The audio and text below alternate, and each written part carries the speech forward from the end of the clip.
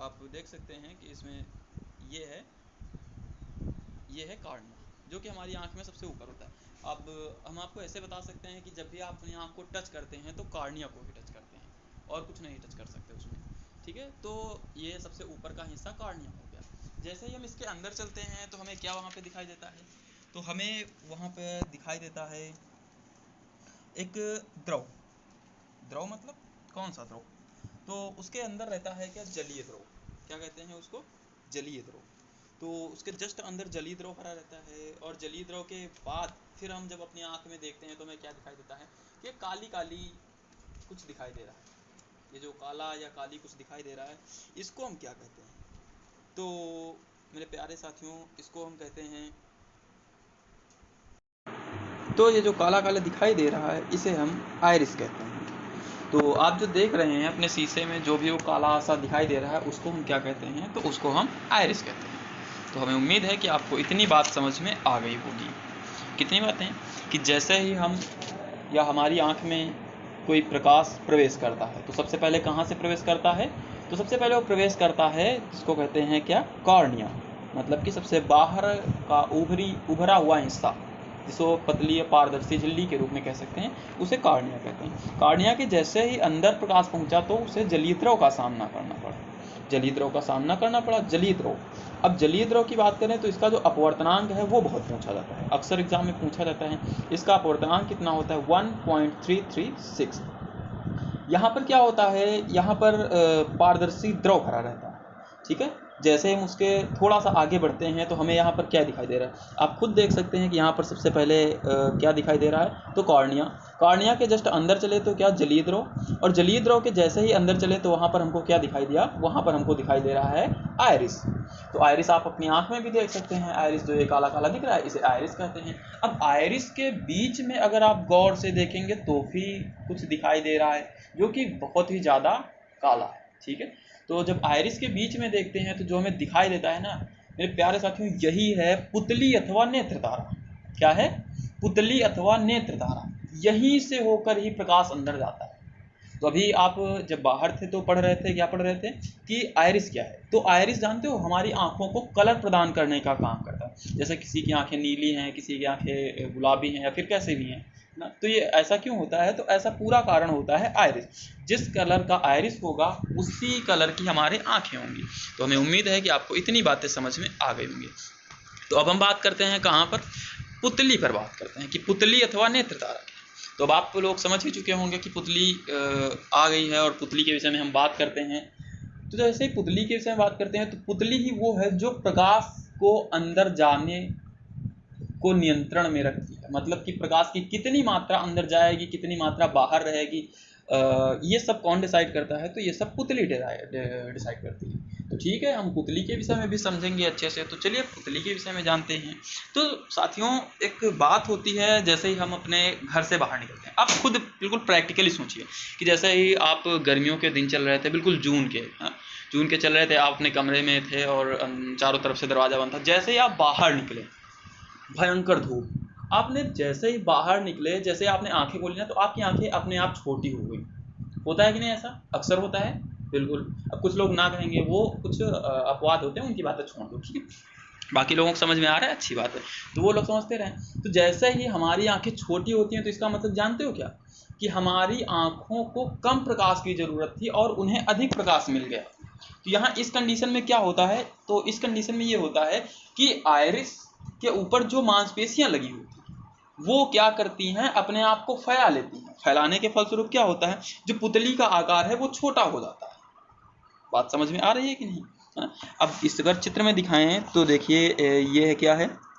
ये है पुतली। पुतली के अंदर चलेंगे तो ये है क्या? जलीय द्रव। और जलीय द्रव के जैसे ही हम अंदर चलेंगे तो ये क्या है? तो ये है आयरिस। ठीक है, आयरिस के जब अंदर चलेंगे तो ये यहाँ पर पुतली अथवा नेत्र तारा। तो हमें उम्मीद है कि आप लोगों को समझ में आ रहा होगा। अब बात हम किसकी कर रहे थे? तो बात हम कर रहे थे कि इसका आकार छोटा बड़ा कैसे होता है। यहीं पर आपको डाउट हुआ होगा ना। तो चलिए हम इसकी भी बात को अच्छे से इसकी हम बात को समझते हैं। और एक मिनट, ये बात ठीक है, चलिए इसके विषय में बात करते हैं।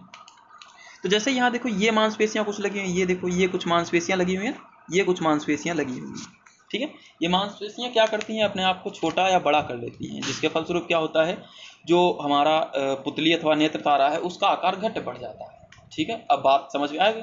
मतलब कि ये जो मांसपेशियां ना यही इसके ऊपर फैल जाती हैं, इस तरह से फैल जाती हैं। तो इससे क्या होता है, इसका आकार छोटा हो जाता है। और यही जस्ट इसका अपोजिट कब होता है, जैसे सपोज करो हम बाहर धूप में घूम रहे थे या खेल रहे थे, उसके बाद जैसे ही कमरे में आए तो हमें बहुत ज़्यादा अंधेरा महसूस होता है। उस स्थिति में हमें कुछ दिखाई नहीं देता है, तो उस स्थिति में हम क्या कोशिश करते हैं कि हम अपनी आंखों को बड़ा कर लें, जिससे हमें सब कुछ बहुत ही अच्छे से दिखाई दे। तो अब आपको आशा है कि ये बातें समझ में आ गई होंगी। अच्छा, जो पुतली का छोटा या बड़ा होना है ना, इसे क्या कहते हैं, तो इस क्रिया को हम कहते हैं पुतली का समायोजन। क्या कहते हैं, पुतली का समायोजन। अच्छा, नेत्र में यह क्रिया स्वयं ही होती रहती है, ऐसा नहीं है कि ऐसा करने के लिए हमें बहुत ताकत लगानी पड़ती है अलग से, है ना। तो आपको इतनी बातें तो समझ में आ गई होंगी। अब जैसे ही हम पुतली से आगे बढ़े, कहाँ बढ़े, पुतली से आगे बढ़े, तो उसके जस्ट बाद क्या दिखाई देता है, नेत्र लेंस। तो साथियों, जितना हमने एक बार पढ़ा एक बार फिर से रिवाइज कर लें। बिल्कुल, चलिए। तो सबसे पहले जब आंख में प्रकाश प्रवेश करता है तो कहाँ से प्रवेश करता है, तो वो कॉर्निया से प्रवेश करता है। कॉर्निया जो बाहर उभरा हुआ हिस्सा है, पारदर्शी कांच की प्लेट की तरह है, उसे हम कॉर्निया कहते हैं। कॉर्निया के जैसे अंदर गए तो अंदर वहां पर क्या मिला, जलीय द्रव मिला। जलीय द्रव के जब अंदर गए तो वहां पर क्या मिला हमको, तो वहां पर हमें मिला आयरिस, और आयरिस के ही मध्य में क्या था, पुतली। पुतली ही क्या कर रहा था, प्रकाश को नियंत्रित कर रहा था। तो प्रकाश की जो मात्रा अंदर गई तो यही आयरिस, आयरिस कहें या पुतली कहें, बात तो एक ही ना। आयरिस मतलब ऊपर बड़े हुए हिस्से को, और पुतली क्या कहते हैं, उसके छोटे से हिस्से को हम पुतली कह रहे हैं। ठीक है। तो जैसे ये प्रकाश अंदर गया, तो अंदर जाने के फलस्वरूप क्या हुआ, लेंस से उसकी मुलाकात हुई। अब लेंस से मिलने के पश्चात क्या हुआ, लेंस भी गया। लेंस भी क्या है, अगर हम लेंस के विषय में थोड़ी सी बात कर लें तो लेंस का अपवर्तनांक की बात करें तो यही चीज़ें इंपॉर्टेंट होती हैं। लेंस का अपवर्तनांक कितना होता है, 1.336। अच्छा, यहाँ पर जानते हो बहुत सारे क्वेश्चंस में लेंस की जो अपवर्तनांक है वो 1.44 होता है। मैंने पहले ही बताया था, जलीय द्रव जो होता है उसका अपवर्तनांक 1.336 होता है। तो हम लेंस की बात कर रहे थे, और लेंस में अगर हम बात करें तो लेंस का अपवर्तनांक कितना होता है, 1.44। तो यहाँ पर हमें अपवर्तनांक जो होते हैं वो सिर्फ दो अपवर्तनांक ही याद करने होते हैं। एक कितना होता है, 1.44 होता है, और एक होता है 1.336। तो लेंस की बात करें तो लेंस का अपवर्तनांक ज़्यादा होता है। लेंस क्या होता है, लेंस एक जेली जैसा लचीला पारदर्शी ऊतक का बना हुआ होता है। और अगर हम बात करें जलीय द्रव की, तो जलीय द्रव का अपवर्तनांक कितना होता है, 1.336। अब सिंपल सी बात है, द्रव है तो उसका अपवर्तनांक कम होगा। और अगर हम नेत्र लेंस की बात करें तो वो थोड़ा ज़्यादा गाढ़ा होता है, तो उसकी बात कर रहे हैं कि 1.44 होता है। तो इतनी बात आप लोगों को समझ में आ गई होगी। तो चलिए अब थोड़ा सा आगे बढ़ते हैं। तो जैसे ये लेंस को पार करते हैं, तो लेंस को पार करने के बाद हमें क्या दिखाई दे रहा है, यहाँ पर फिर एक प्रकार का द्रव होता है। द्रव मतलब कौन सा द्रव, इस बार जलीय द्रव नहीं, इस बार क्या होता है, इस बार यहाँ पर काचाभ द्रव भरा रहता है। तो इस पूरे सेक्टर में, इस पूरे एरिया में क्या भरा होता है, काचाभ द्रव भरा होता है। ठीक है। अच्छा, काचाभ द्रव जलीय द्रव का इनका आप सबसे मेन काम बताएं तो इनके दो काम बहुत ही अच्छे होते हैं। एक तो आप ये कह सकते हैं कि एक तो ये काम कह सकते हैं कि ये जो होते हैं लेंस को संभाल के रखते हैं। लेंस साथियों कहीं से बंधा नहीं होता है, लेंस जो है कहीं से बंधा नहीं होता है। ये क्या होता है, ये चारों तरफ से कहीं ना कहीं किसी ना किसी के सहारे लगा होता है। अगर हम आगे की ओर बात करें तो आगे की ओर ये किससे लगा होता है,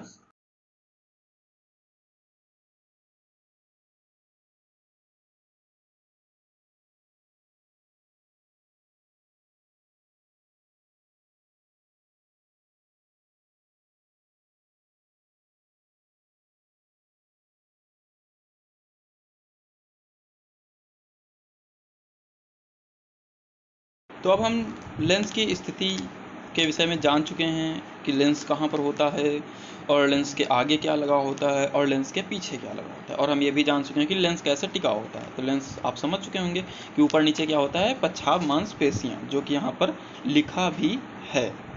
तो आपको बात समझ में आ गई होगी। ठीक है, चलिए तो आगे बात करते हैं। अब आगे आगे क्या बात करना है कि ये जो आँख होती है, तो आँख का आकार एक गेंद के जैसे होता है। अब आपको बड़ा आश्चर्य हो रहा होगा कि आँख का आकार गेंद के जैसे, हमें तो साफ गोली जैसी दिखाई देती है। नहीं, गोली जैसी नहीं, वो सिर्फ बाहर से इतनी बड़ी दिखाई देती है। अगर हम अंदर बात करें तो अंदर बिल्कुल उतनी बड़ी होती है जितना बड़ा एक बॉल होता है। तो इतनी बड़ी बॉल होती है, ये पूरा आकार होता है इसका गेंद का। तो कितना होता है, ये पूरा आकार है इस गेंद का। ठीक है। तो ये पूरा आकार है, इतनी बड़ी हमारी आँख होती है। तो अब हम हर एक चीज़ के विषय में जानते हैं, जो जो चीज़ें यहाँ पर बची हुई हैं हम हर एक चीज़ के विषय में जानने की कोशिश करेंगे, ठीक है। तो ये आँख है, आँख के विषय में हम बहुत सारी चीज़ों को जान चुके हैं। अच्छा चलिए जानते हैं दृढ़ पटल क्या है। तो दृढ़ पटल के विषय में आपको बताते हैं। तो दृढ़ पटल क्या होता है? दृढ़ पटल हमारे आँख का सबसे बाहरी हिस्सा होता है। क्या बताया हमने? दृढ़ पटल हमारे आँख का सबसे बाहरी हिस्सा होता है। मतलब अब एक बात तो सिंपल सी है, जो सबसे बाहरी परत होती है वो मजबूत होती है नहीं होती? हम अपने घर की दीवारें बनाते हैं तो खासकर बाहर वाली दीवारें ज़्यादा मजबूत बनाते हैं। तो दृढ़ पटल है ना, ये हमारे आँख का सबसे बाहरी हिस्सा है। और ये क्या करता है? ये हमारे आँख की सुरक्षा करता है, हमारे आँख के आंतरिक अंगों की सुरक्षा करता है, ठीक है। अब रक्तक पटल की बात करें तो रक्तक पटल साथियों क्या होता है? तो रक्तक पटल दृढ़ पटल के जस्ट अंदर वाली परत होती है। क्या होती है? रक्तक पटल दृढ़ पटल के जस्ट अंदर वाला हिस्सा होता है। ये क्या होता है? ये काले रंग की एक झिल्ली होती है। किस रंग की होती है? काले रंग की झिल्ली। अच्छा, काले रंग के होने के कारण इसका एक फायदा भी है। काले रंग के होने के कारण जो आपतित प्रकाश है उसका शोषण कर लेगा। काले होने के कारण क्या होता है? आपतित प्रकाश का शोषण। अब आपको समझ में नहीं आ रहा होगा कि आपतित प्रकाश अब कहाँ से आ गया। चलिए मैं आपको सिखाता हूँ फिर से ना। अब सबसे पहले क्या हुआ, सपोज करो यहाँ पर एक वस्तु रखी थी, ठीक है। यहाँ पर क्या था? एक वस्तु रखी थी। अब ये वस्तु क्या हुआ? वस्तु का प्रतिबिंब, मतलब प्रतिबिंब की बात करें तो प्रकाश, कहीं से प्रकाश पड़ा, प्रकाश यहाँ से चला। तो यहाँ से प्रकाश चला तो सबसे पहले यहाँ पर क्या आया? ये दिखा क्या? ये दिखा हमें क्या? ये दिखा हमें कॉर्निया, ठीक है। कॉर्निया के जस्ट अंदर चलें तो क्या दिखा? फिर दिखा हमें जलीय द्रव। और जलीय द्रव के जैसे ही अंदर चलें तो हमें क्या दिखाई दिया? फिर ये क्या है? ये क्या दिखाई दिया? तो ये दिखाई दिया मुझे आयरिस, ठीक है। अब आयरिस से तो जाएगा नहीं साहब, आयरिस तो कुछ भी जाता नहीं है, तो अपारदर्शी है। अपारदर्शी है, ये रंग प्रदान करती है। तो इसके बीच में क्या होता है? इसके बीच में होती है पुतली, पुतली होती है। तो पुतली से होकर प्रकाश अंदर गया। अब पुतली के बाद जैसे ही प्रकाश आया तो किसके पास पहुंचा? लेंस के पास पहुंचा। अब लेंस के बाद प्रकाश जब पहुंचा तो कहां पहुंचा? तो लेंस के बाद जब प्रकाश पहुंचा तो काचाप द्रव में पहुंचा। और काचाप द्रव के बाद सीधा प्रकाश यहां पर चला है। तो आपको इतनी बात समझ आएगी। अच्छा, यहाँ पर जानते हो कुछ परिस्थितियां विपरीत होती हैं। मतलब ये जो प्रकाश है इस तरह से जाता है, इस तरह से जाता है। और यहाँ पर जो प्रतिबिंब है ना, ये रेटिना, रेटिना क्या है? तो रेटिना, ये देखो रेटिना परत लिखी है। तो रेटिना जानते हो क्या होता है? ये जो है हमारे आंख के सबसे अंदर वाली परत होती है। क्या बताया मैंने? आंख के जो है सबसे अंदर वाली परत होती है। मतलब क्या? नहीं समझे? चलिए मैं फिर से बताता हूँ। तो हमारी आंख में जो परतें होती है ना, स्पेशली 3 टाइप की परतें होती हैं। जो सबसे बाहरी वाली परत है इसको क्या कहते हैं? दृढ़ पटल। ये देखो लिख चुके हैं, दृढ़ पटल। उसके अंदर वाली जो परत होती है उसको क्या कहते हैं? रक्तक पटल कहते हैं, ठीक है साथियों। उसके अंदर वाली जो परत होती है वो क्या होती है? रेटिना। बात समझें। अब दृढ़ पटल के अगर काम के विषय में बात करें तो दृढ़ पटल क्या काम करता है? तो दृढ़ पटल हमारे आंख के बाहर, आंख को बाहरी हिस्सों से सुरक्षा प्रदान करता है, ठीक है। अब जब रक्तक पटल की बात आई तो रक्तक पटल क्या होता है? ये काला रंग होने के कारण प्रकाश को जो होता है क्या कर लेता है? आपतित कर लेता है। बात समझ रहे हो? आपतित प्रकाश का शोषण कर लेता है, ठीक है। आगे चलते हैं। रेटिना, रेटिना क्या होता है? रेटिना ये है सबसे अंदर वाली परत। अंदर वाली सब परत क्या काम करती है? तो यही है जहां पर वस्तु का प्रतिबिंब बनता है। बात समझ में आई? अब प्रकाश आपने देखा था कि लेंस तक प्रकाश आ गया है। लेंस तक प्रकाश जाने के बाद यहाँ पर कुछ इस कदर से वस्तु का प्रतिबिंब बनता है। तो वस्तु का प्रतिबिंब साहब यहाँ उल्टा बनता है। उल्टा मतलब समझ रहे हो? वस्तु का प्रतिबिंब जो है यहाँ पर उल्टा बनता है, ठीक है। तो आप इतनी बात समझ चुके होंगे। अब अगर हम पीत बिंदु और अंध बिंदु की बात करें तो पीत बिंदु क्या होता है? ये रेटिना के बिल्कुल मध्य बिंदु पर लगा होता है। रेटिना के बिल्कुल मध्य बिंदु। आप पीत बिंदु को ये समझ सकते हैं कि यहाँ पर जो है प्रतिबिंब बहुत ही अच्छा बनता है। प्रतिबिंब बहुत ही अच्छा, स्पष्ट और क्लियर रूप से बनता है, ठीक है। अच्छा, पीत बिंदु की जो है ना सुग्राहिता सबसे अधिक होती है। अब सुग्राहिता से आप परेशान होंगे, ये कहाँ से शब्द ले आए? चलिए मैं बताता हूँ। अच्छा, सुग्राहिता आप ये समझ सकते हैं कि जो बहुत ही ज्यादा सस्पेंसिव, सस्पेंसिव नहीं कह सकते, सुग्राहिता का मतलब ये जो कि बहुत ही ज्यादा सेंसिटिव, सेंसिटिव उसे कहते हैं सुग्राहिता। मतलब समझ रहे हैं कि ये प्रकाश यहाँ पर आया तो सबसे ज्यादा उसका असर या फिर फर्क या फिर असर किसे पड़ेगा? पीत बिंदु पर पड़ेगा। क्यों? क्योंकि इसकी सुग्राहिता बहुत ज्यादा है। मतलब कि ये आप इसको ऐसे समझ सकते हैं कि जैसे घर में अगर कोई पवित्र अपवित्र मानने वाला है तो बहुत जल्दी बुरा मानता है ना, तो उसके लिए हम क्या कहते हैं? ये बहुत ही ज्यादा क्या है? सेंसिटिव है, सेंसिटिव है ना, ठीक है। अच्छा, आप पीत बिंदु को समझ चुके होंगे। आप पीत बिंदु में सिर्फ इतना याद रखें, क्या याद रखें? कि रेटिना के बीचों बीच एक पीला भाग होता है जहां पर प्रतिबिंब सबसे अधिक स्पष्ट रूप से दिखाई देता है। क्या बताएंगे? जैसे ये यहाँ पर आया, क्या आया? प्रकाश आया। तो क्या होता है? ये रेटिना के बिल्कुल बीचों बीच वाले भाग में होता है, ठीक है। रेटिना के बिल्कुल बीचों बीच भाग में होता है। और सबसे इंपॉर्टेंट पॉइंट सिर्फ इसकी यही याद रखनी है कि इस भाग की सुग्राहिता सबसे अधिक होती है।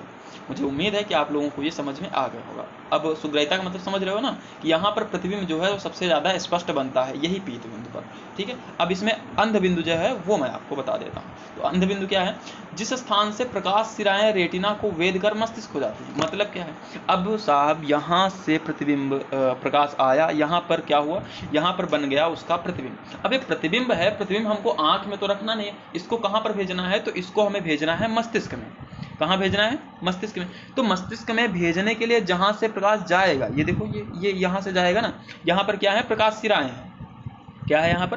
तो यहाँ पर है प्रकाश सिराएं। तो यहीं से क्या होता है? यहीं से जो कोशिकाएं होती हैं, मतलब कि जो सिराएं होती हैं, क्या होती हैं? प्रकाश सिराएं, वो रेटिना को वेध कर मस्तिष्क को जाती हैं। तो मतलब जिस स्थान से प्रकाश सिराएं रेटिना को वेध कर मस्तिष्क को जाती हैं, उस स्थान की प्रकाश सुग्राहिता शून्य होती है, इसे अंध बिंदु कहते हैं। मतलब क्या है? आप, हमें उम्मीद है कि समझ में आ गया होगा। मतलब मैंने क्या बताया अंध बिंदु में? अंध बिंदु में हमने ये बताया कि जिस स्थान से, अब ये रेटिना वाली किरणें बनी हुई हैं, रेटिना ये पूरा राउंड है रेटिना का, है ना, ठीक है। अब यहाँ से क्या हुआ? कोशिकाएं और सिराएं बनी। अब ये क्या करेंगी? यहाँ से जाएंगी। अब जाएंगी तो रेटिना को वेध कर ही जाएंगी।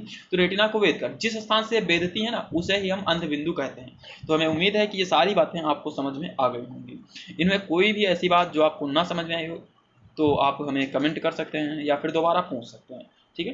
तो आप इस वीडियो को देखने के बाद इसको 2 बार देखेंगे। 2 बार देखने के बाद आप खुद से इन सारी हेडिंग्स के विषय में लिखेंगे, जैसे कि पुतली क्या है, कॉर्निया क्या है, आइरिस क्या है, जलीय द्रव क्या है, दृढ़ पटल, रक्तक पटल, रेटिना, पीत बिंदु और अंध बिंदु और काचाभ द्रव और लेंस। इनके विषय में आप 2 बार वीडियो को देखने के बाद ये सारी हेडिंग कितनी, 1 2 3 4 और एक 5 हेडिंग, 6 हेडिंग, 7 8 9 10 11, पूरी 11 हेडिंग्स आप डालेंगे अपने पेज में और इन 11 हेडिंग्स में कुछ ना कुछ लिख के जरूर भेजेंगे। ओके, अगर कोई डाउट है तो उसके बाद आप हमें बता सकते हैं। तो ये था प्रकाश में ह्यूमन आई का चैप्टर था, ठीक है। इसके बाद हम एक वीडियो और आपको बनाएंगे, अगर लॉकडाउन खुल गया तो ठीक है 17 को, नहीं तो हम फिर से आपको एक दृष्टि दोष का वीडियो बना देंगे, इसमें आपको सारी बातें क्लियर हो जाएंगी। ओके, धन्यवाद, थैंक यू।